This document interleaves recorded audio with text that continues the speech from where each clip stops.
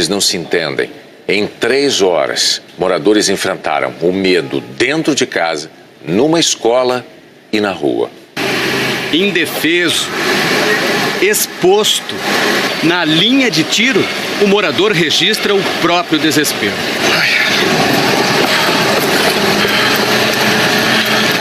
A mãe registra a tentativa de proteger a filha. O tiro tá comendo, tudo parado. A situação é de desespero. Mandei já minha filha deitar no chão do carro e que Deus nos proteja. É aí, a situação da criança é essa aí, ó. Ninguém tá seguro. Tô nervosa. O pessoal saindo do carro. Os tiros que estavam na frente agora. É sair do carro. Vambora, Santana. Vou sair do carro, gente. Boa sorte pra mim. Mais uma vez, policiais e traficantes da Cidade de Deus, na zona oeste da cidade, trocaram tiros. Mais uma vez, uma das vias mais movimentadas da cidade, imobilizada pelo medo.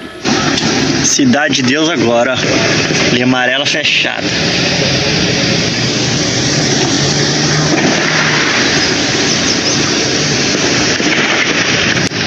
Oito e 10 da manhã no Rio de Janeiro, Cidade de Deus, linha amarela, tudo parado, tiroteio, todo mundo abrigado.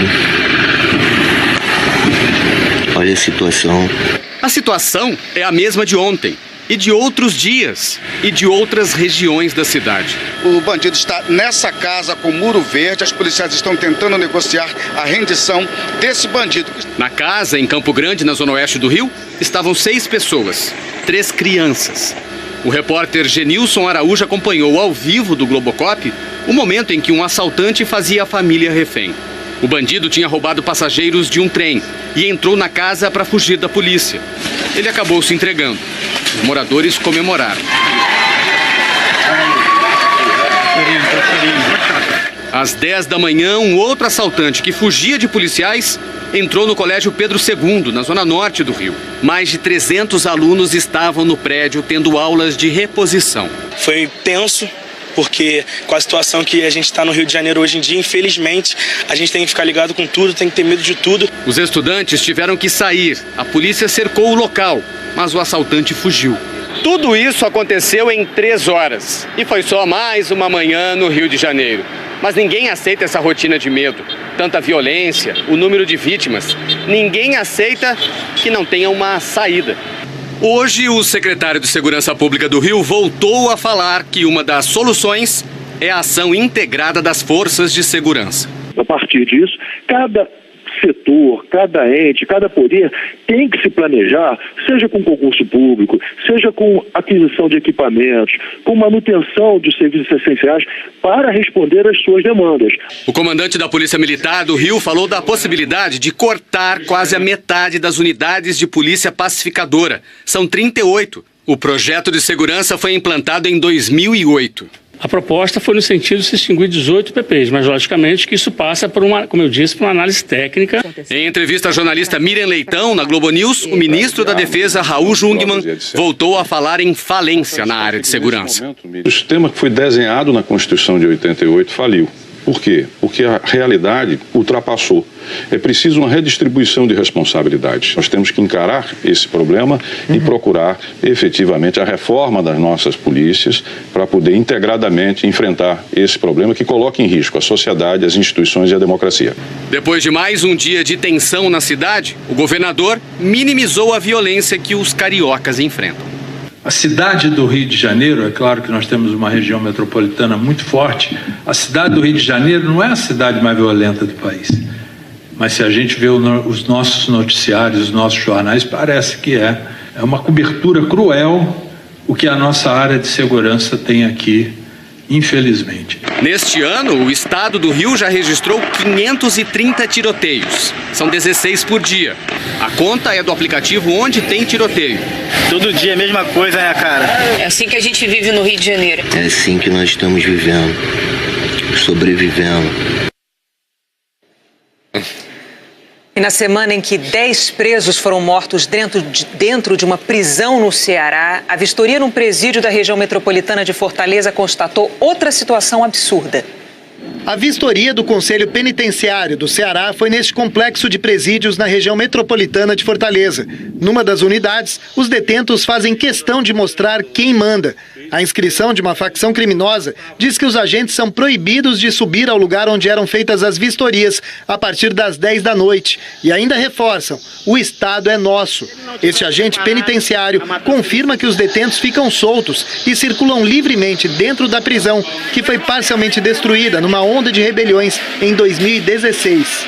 Nós podemos ir somente até o portão. Grande parte das câmeras internas, elas estão danificadas. Não tem como a gente visualizar o que acontece lá dentro com os que dominam esse presídio são da mesma facção suspeita de promover a maior chacina do Ceará, que deixou 14 mortos no fim de semana.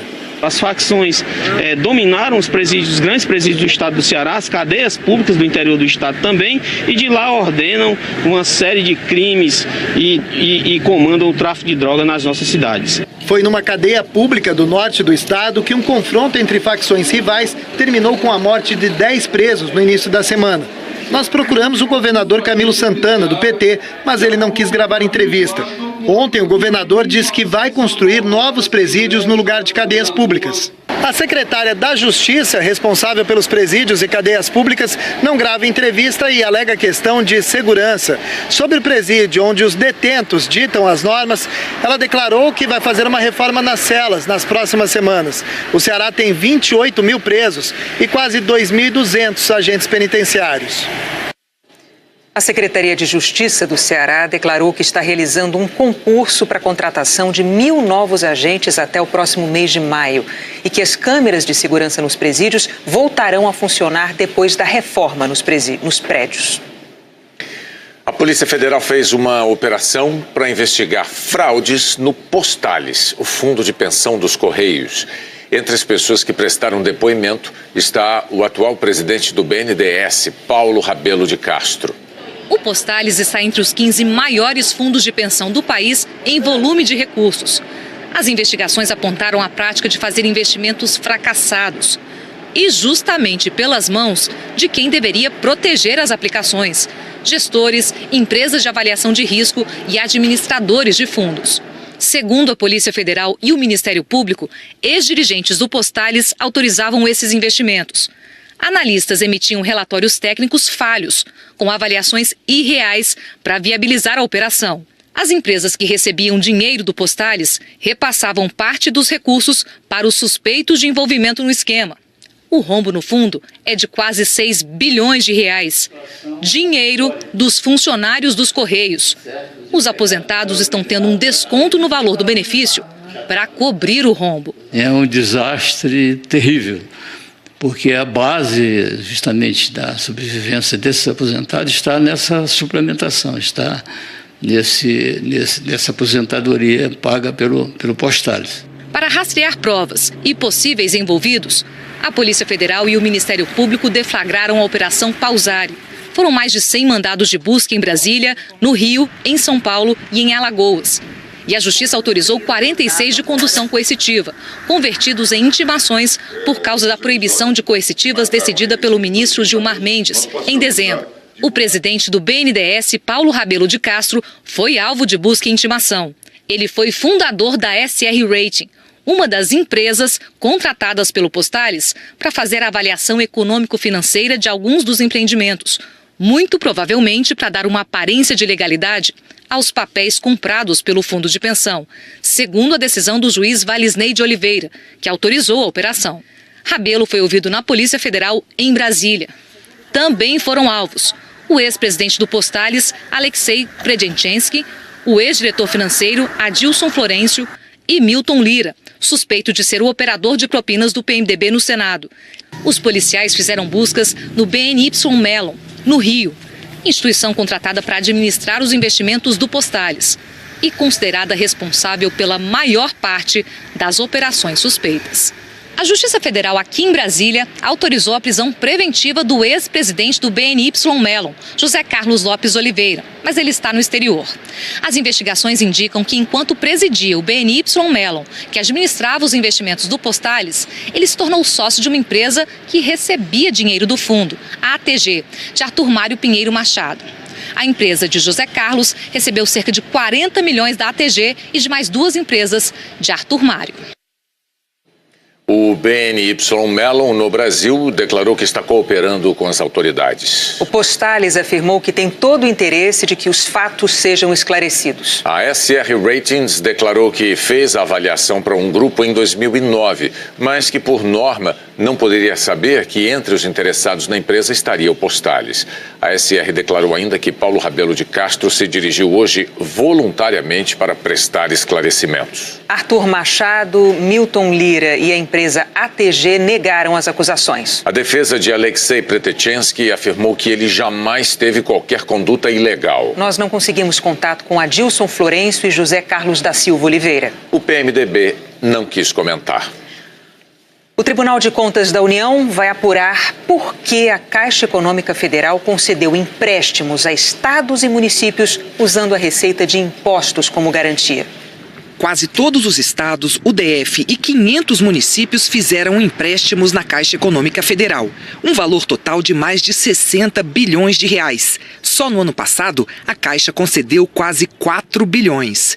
Hoje, o jornal O Estado de São Paulo revelou que parte desse crédito foi concedido com garantias proibidas por lei e que a Caixa recebeu receitas tributárias como garantia, o que é proibido pela Constituição, ou seja, dinheiro de tributos que ainda vão entrar no caixa dos credores. O Jornal Nacional apurou que esses empréstimos estão sendo questionados, põem em risco o dinheiro público, já que nem em todos a União entrou no negócio como avalista para garantir o pagamento do empréstimo. O Tribunal de Contas da União está preparando uma auditoria para avaliar melhor a regularidade dessas operações de crédito e a atuação da Caixa. Na semana passada, depois de um levantamento das operações, o Conselho de Administração da Caixa, presidido pela secretária do Tesouro, Ana Paula Vescovi, decidiu suspender novos empréstimos, feitos sem aval da União e usando receitas de impostos como garantia. Os políticos reclamaram.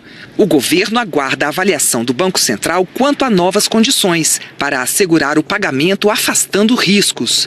Em nota, o Conselho da Caixa disse que as operações de crédito a estados e municípios são regulares e que está sendo realizada uma análise rigorosa sobre garantias e empréstimos sem aval do Tesouro. O presidente da Caixa disse que a lei permite esses empréstimos. Permite. A lei, se vocês pegarem a lei do FGTS, ela está lá muito clara que receitas tributárias, inclusive tarifárias, poderão ser dadas em garantia em operações com recursos do FGTS. Há 30 anos a Caixa faz operações dessa natureza, a inadimplência é zero, então nós não temos questões. Vamos aguardar essa discussão que o Tesouro, a Fazenda, o Banco Central estão fazendo. O ministro da Fazenda negou que o motivo da suspensão seja por descumprimento da Constituição e disse que o que está sendo discutido é o valor que o banco deve guardar para se prevenir de calotes. Não existia norma do Banco Central que proibisse isso.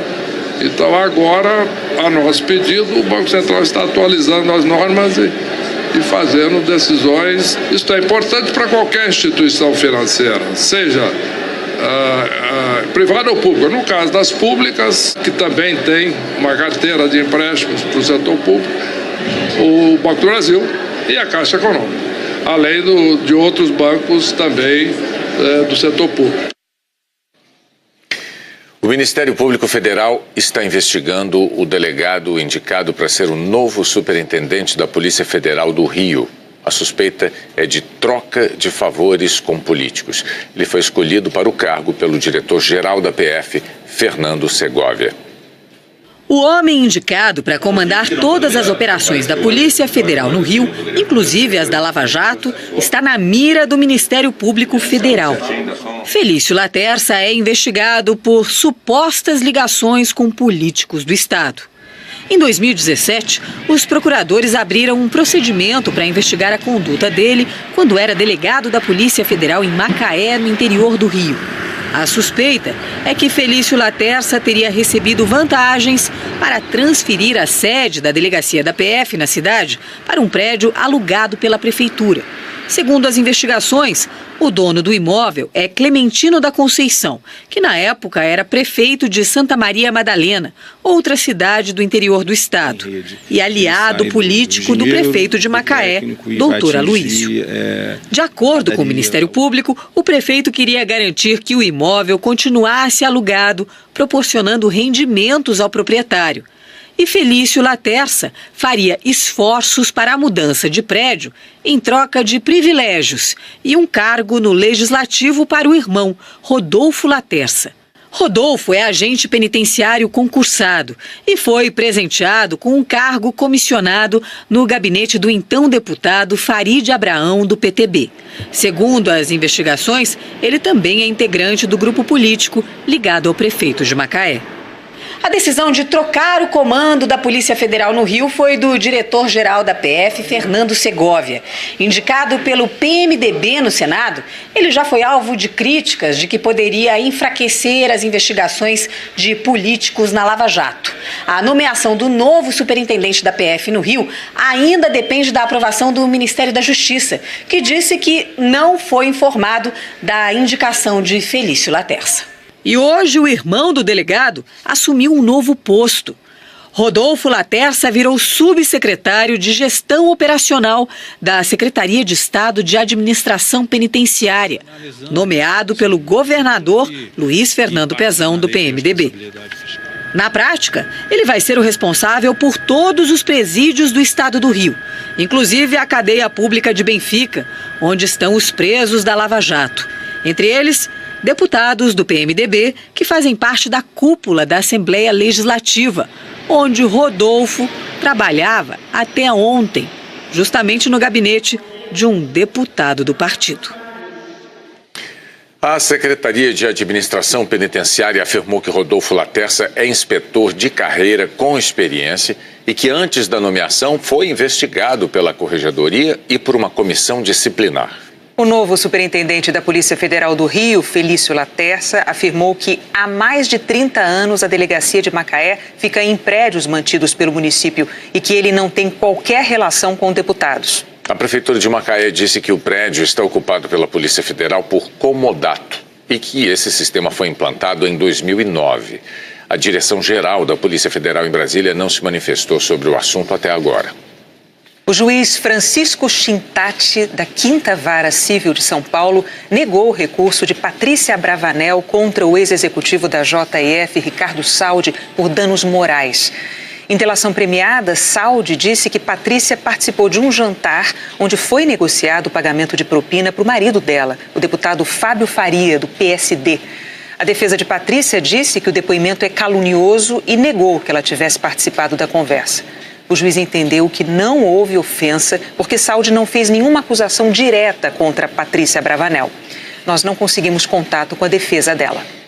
Na abertura do ano judiciário, a presidente do Supremo Tribunal Federal, ministra Carmen Lúcia, fez uma defesa veemente do Poder Judiciário e disse que a civilização só se constrói com respeito às leis vigentes.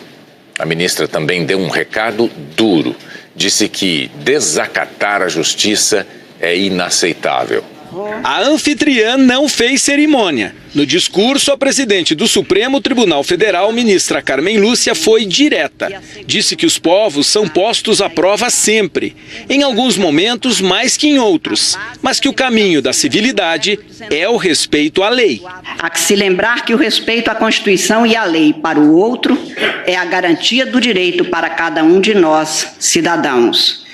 A nós, servidores públicos, o acatamento irrestrito à lei impõe-se como dever, acima de qualquer outro. Constitui mau exemplo o descumprimento da lei. E o mau exemplo contamina e compromete. Carmen Lúcia disse que as divergências fazem parte da natureza humana e que deve haver respeito às leis. Civilização constrói-se sempre com respeito às pessoas, que pensem igual ou diferente, que sejam iguais em sua humanidade e diferentes em suas individualidades. Enfim, civilização constrói-se com respeito às leis vigentes que asseguram a liberdade e a igualdade. A presidente do Supremo reconheceu que o judiciário pode até não ser perfeito, mas defendeu que a justiça garante a paz. O judiciário aplica a Constituição e a lei. Não é a justiça ideal, é a humana, posta à disposição de cada cidadão para garantir a paz. Paz que é o equilíbrio no movimento histórico e contínuo dos homens e das instituições. Se não houver um juiz a proteger a lei para os nossos adversos, não haverá um juiz para nos proteger no que acreditamos ser o nosso direito. Sem mencionar diretamente o Partido dos Trabalhadores, a presidente do Supremo deu uma resposta ao comando do PT, que tem atacado a justiça por meio de alguns dos seus integrantes que pregaram o desrespeito às decisões judiciais. Na semana passada, depois do resultado do julgamento que condenou o ex-presidente Lula a 12 anos e 1 mês de prisão, o partido, em nota, chegou a classificar o julgamento no TRF4 de farsa judicial. Pode-se ser favorável ou desfavorável à decisão judicial pela qual se aplica o direito. Pode-se buscar reformar a decisão judicial pelos meios legais e nos juízos competentes. O que é inadmissível e inaceitável é desacatar a justiça, agravá-la ou agredi-la. Justiça individual fora do direito não é justiça, senão vingança ou ato de força pessoal. A ministra também enalteceu o papel da Constituição, das leis e da justiça em momentos de crise. Ela disse esperar que os cidadãos saibam conviver com responsabilidade e zelar pela liberdade. Convém e espera-se que cada cidadão brasileiro atue para que a liberdade que a Constituição brasileira assegura seja exercida com a responsabilidade que o viver com o outro impõe. Sem liberdade não há democracia, sem responsabilidade não há ordem, sem justiça não há paz. Em seguida, discursou o presidente da Ordem dos Advogados do Brasil. Cláudio Lamáquia disse que o cumprimento da lei não pode ser casuístico, raro, só quando interessa, e também defendeu a independência do judiciário. O Supremo Tribunal Federal, guardião da Constituição, tem sido questionado fortemente por forças políticas antagônicas. Mas ele não é, nem pode ser, a crise. Ao contrário, precisa ser o seu antídoto.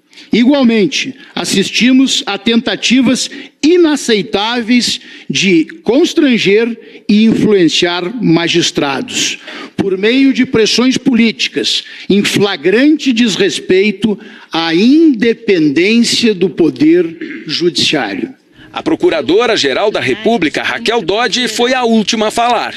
Ela disse que a corrupção ainda é disseminada no Brasil. O Ministério Público irmana-se ao sentimento dos membros desta augusta corte, que reconhece que vivenciamos os brasileiros a dura realidade de aumento da violência urbana, de corrupção ainda disseminada, de crise nas prisões e de sentimento de impunidade. Os olhos do país e o coração de todo o povo observam e sentem o que pensam e decidem os órgãos do sistema de justiça, com a atenção que nos impulsiona, no Ministério Público, a agir firmemente em nome do interesse público, a encontrar caminhos que façam chegar justiça aos mais necessitados e a endireitar os atos tortuosos dos que desviam direito público. Dodge destacou as prioridades do Ministério Público, entre elas a defesa da prisão após a condenação em segunda instância,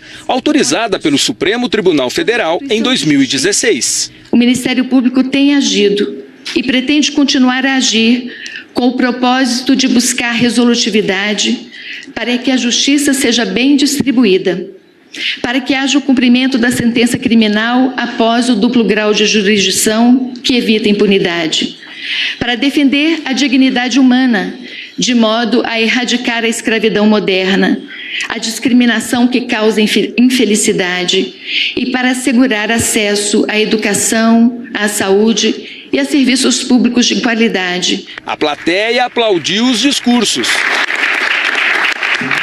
Entre os convidados, o presidente da República, Michel Temer, e os presidentes do Senado, Eunício Oliveira, da Câmara, Rodrigo Maia, do Tribunal de Contas da União, Raimundo Carreiro. Também estava previsto que Michel Temer discursaria. O ajudante de ordem chegou a levar para ele a pasta com o discurso, mas Temer acabou desistindo. Assessores do presidente informaram que Temer mudou de ideia depois que soube que os presidentes da Câmara e do Senado não falariam. Mais tarde, para assessores, Temer disse que se arrependeu e que deveria ter falado para reiterar a determinação constitucional da separação e equilíbrio dos poderes. A presidente do Supremo, Carmen Lúcia, já disse que o fato de 2018 ser um ano político com eleições para presidente não significa que vai haver interferência na pauta do judiciário. O ano será de julgamentos polêmicos, como o fim do foro privilegiado. O STF também deverá receber a conclusão de inquéritos que envolvem o presidente Michel Temer e outros políticos investigados na Lava Jato. Carmen Lúcia presidirá o STF até setembro, quando passará o cargo ao ministro Dias Toffoli. E agora há pouco, numa outra cerimônia, no primeiro dia de julgamentos do ano no Tribunal Superior Eleitoral, a Procuradora-Geral da República, Raquel Dodge, defendeu a lei da ficha limpa. Ela disse que o Ministério Público Eleitoral vai atuar para fazer a lei prevalecer nas eleições de outubro. A lei da ficha limpa impede a candidatura de políticos condenados por um tribunal colegiado. O Ministério Público Eleitoral, senhor ministro-presidente, tem cumprido e continuará a cumprir sua atribuição de, na Justiça Eleitoral, zelar pelo respeito à lei, à igualdade de condições entre os concorrentes, a candidatura de quem, mesmo sendo pequeno ou menos abastado, oferece-se para representar a sociedade. Estará pronto para coibir a corrupção e a fraude eleitoral, para que a lei da ficha limpa prevaleça, para que os recursos públicos que compõem os diversos fundos eleitorais sejam corretamente aplicados. A seguir, as novidades da Previdência na hora de pedir salário. O presidente Michel Temer, que é também procurador do Estado de São Paulo aposentado, não recebeu os benefícios referentes aos meses de novembro e de dezembro do ano passado.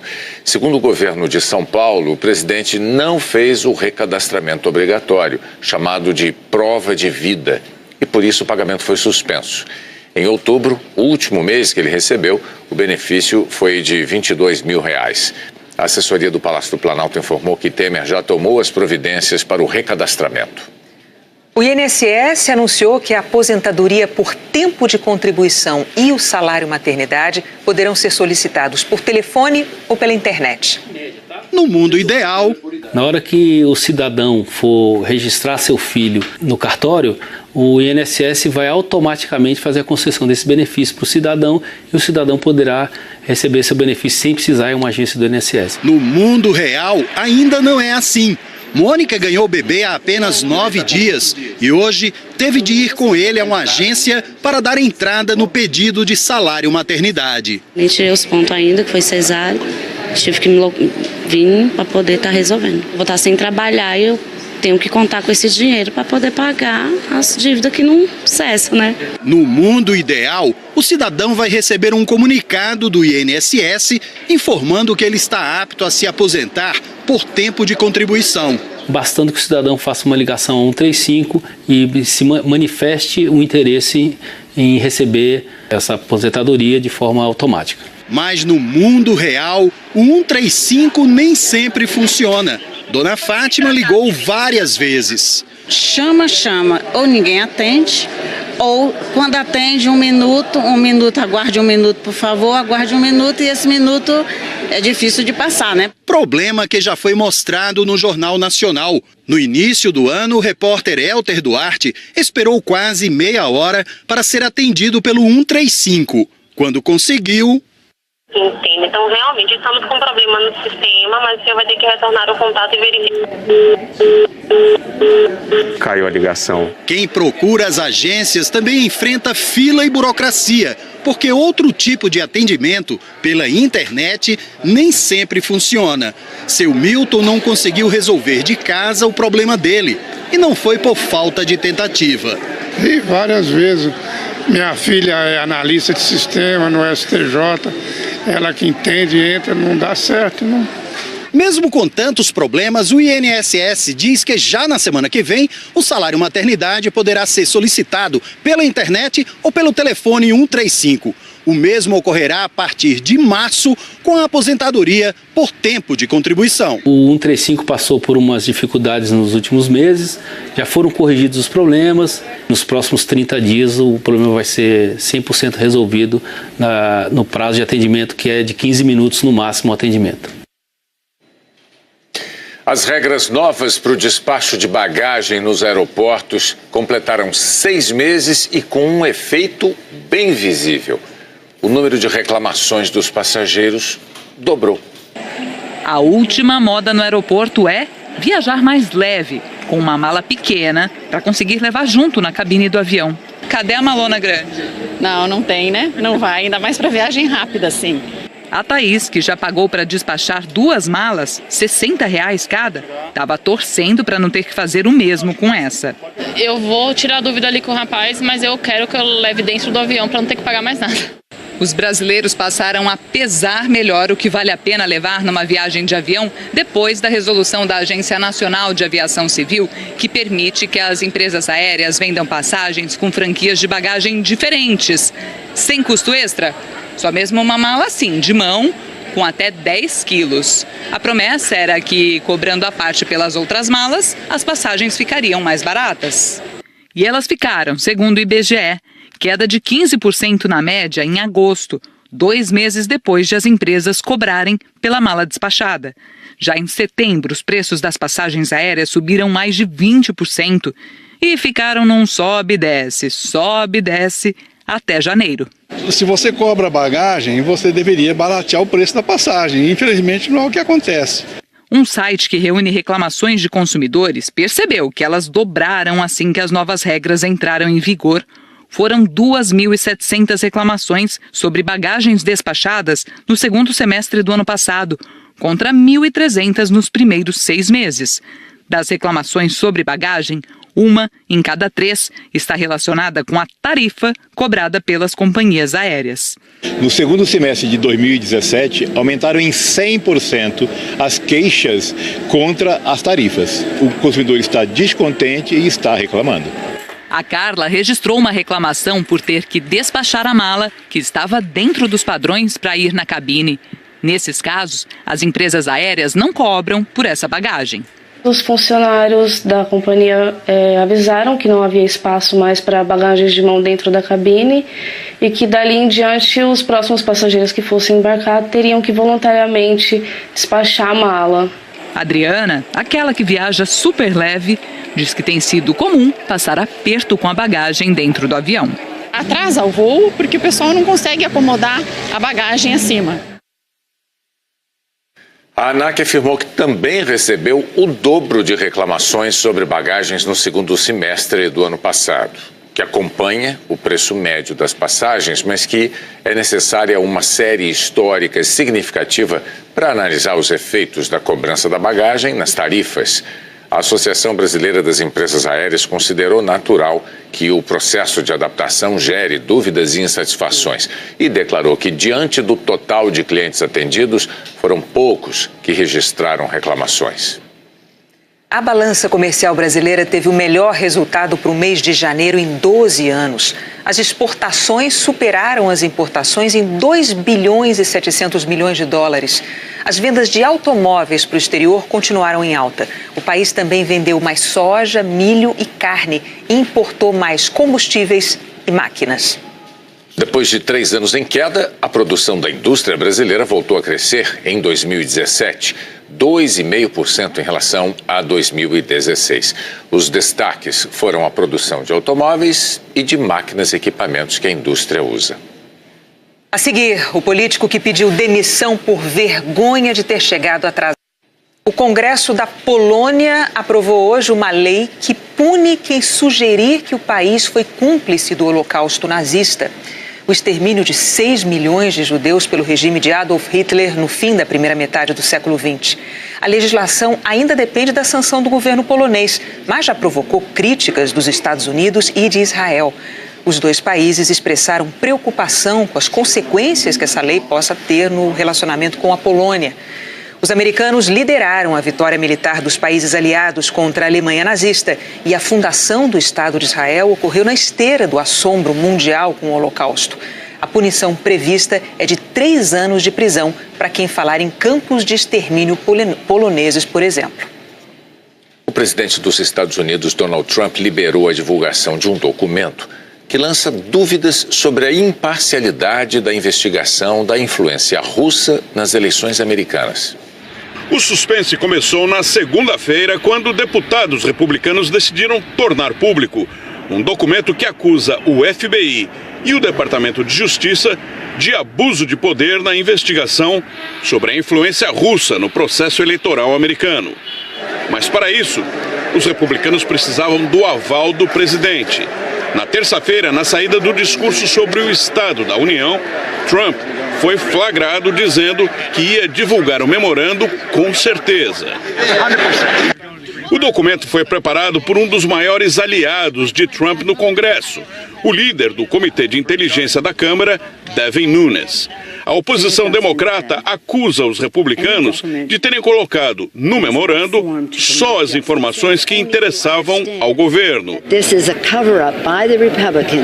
E dizem que, ainda por cima, o memorando foi alterado sem autorização antes de ser enviado para avaliação na Casa Branca. Os republicanos afirmam que fizeram apenas pequenas correções no texto. Hoje, a Casa Branca informou que Trump leu o memorando e liberou a divulgação, o que deve acontecer amanhã.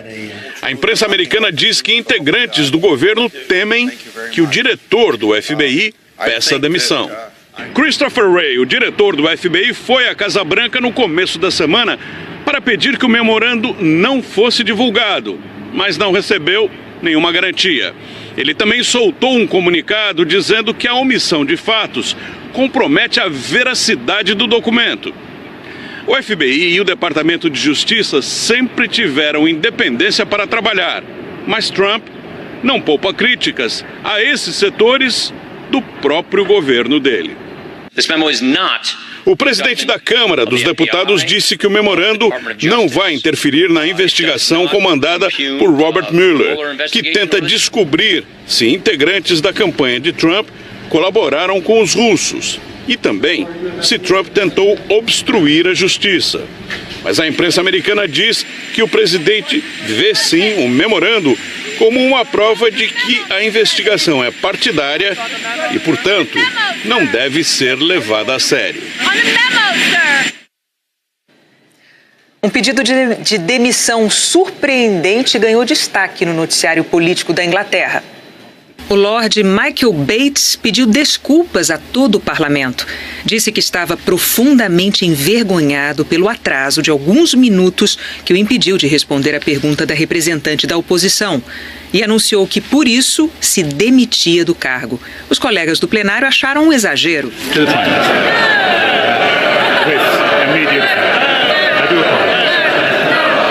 Não adiantou. Bates declarou que o pedido tinha efeito imediato e saiu da casa. Mas a primeira-ministra Theresa May recusou a demissão. As chuvas do começo desse ano tiveram reflexos nos reservatórios brasileiros. Quem traz os detalhes sobre este assunto, claro, é a Maria Júlia Coutinho, ao vivo de São Paulo. Boa noite, Maju.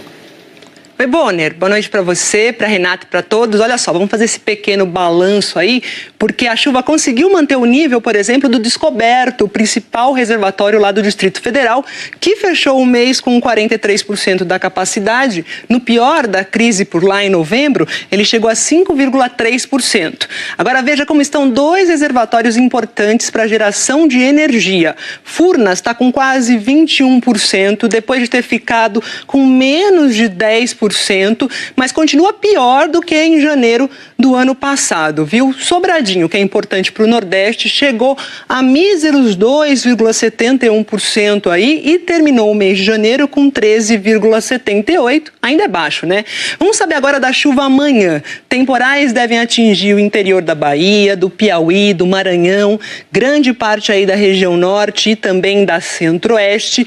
E o aviso de perigo continua valendo aqui para áreas de Minas Gerais e do Espírito Santo. Amanhã tem sol aonde? No sul de Minas Gerais, também aqui em grande parte de Mato Grosso do Sul, do estado de São Paulo e em quase toda a região sul.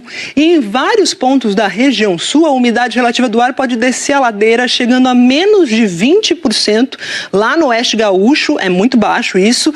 Inclusive, a estiagem já fez com que 6 municípios do Rio Grande do Sul decretassem aqui situação de emergência e Bagé vai começar a racionar água na próxima segunda-feira. Ainda falando do sul, é de lá que vem essa imagem curiosa, viu, Bonner? Trata-se do chamado arco-íris de fogo. Esse aí apareceu lá em Ribeirão Claro, que é no norte do Paraná, e foi gravado pelo telespectador André Nassif. O André Nassif gravou com a câmera na horizontal, Renata Vasconcelos. Que espetáculo! O seu fica a dica. Isso é maravilhoso, que a pessoa se toca de que é o seguinte, né? Na internet, tela é pequenininha. Aí ele faz lá na vertical e tá tudo certo, né? Em todas as redes sociais.